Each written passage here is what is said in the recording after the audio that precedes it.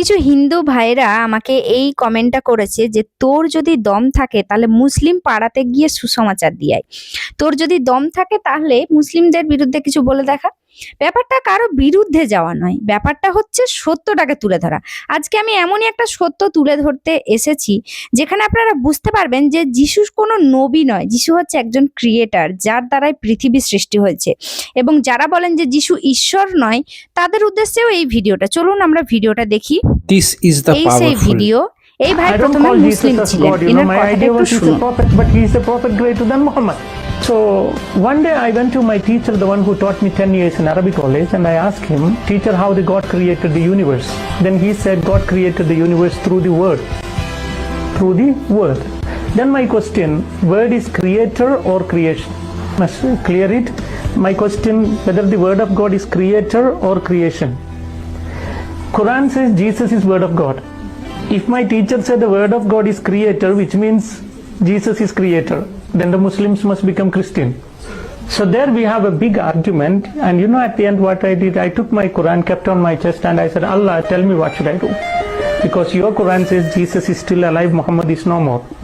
You tell me whom should I accept?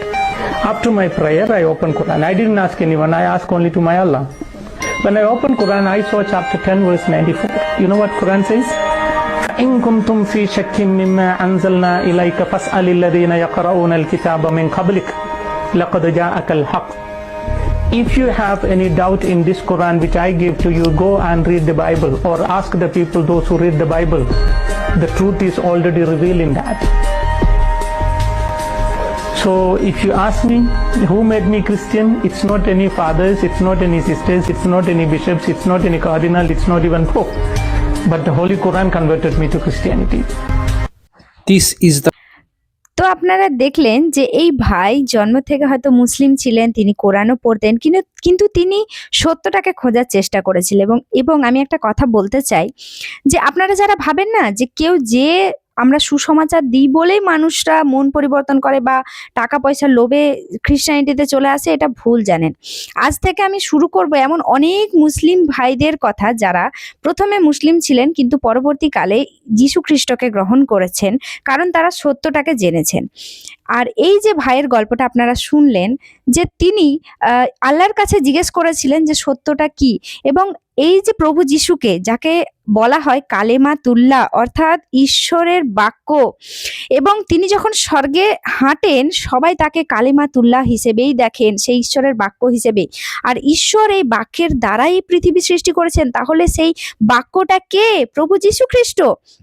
প্রভু যীশু খ্রিস্টই সেই ক্রিয়েটার যার দ্বারা ঈশ্বর আমাদের এই গোটা পৃথিবী এবং সবকিছু প্রাণী সবকিছু সৃষ্টি করেছেন। তাহলে যীশু কি ক্রিয়েটার নয়? যীশু কি তাহলে ক্রিয়েশন? আপনারা একটু ভেবে চিন্তে কথাটা বলুন।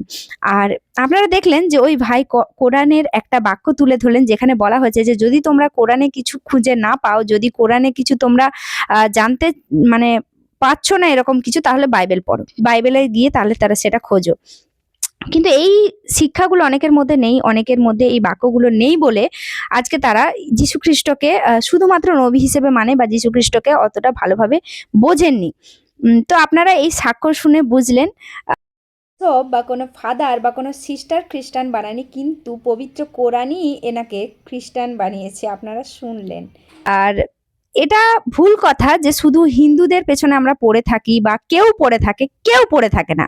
আমি আপনাকে বলছি, হিন্দু হোক, মুসলিম হোক, বৌদ্ধ হোক, শিখ হোক। আমি কিছুদিন আগে একজন শিখের উদাহরণ দিয়েছিলাম যার নাম ছিল সাধু সুন্দর সিং।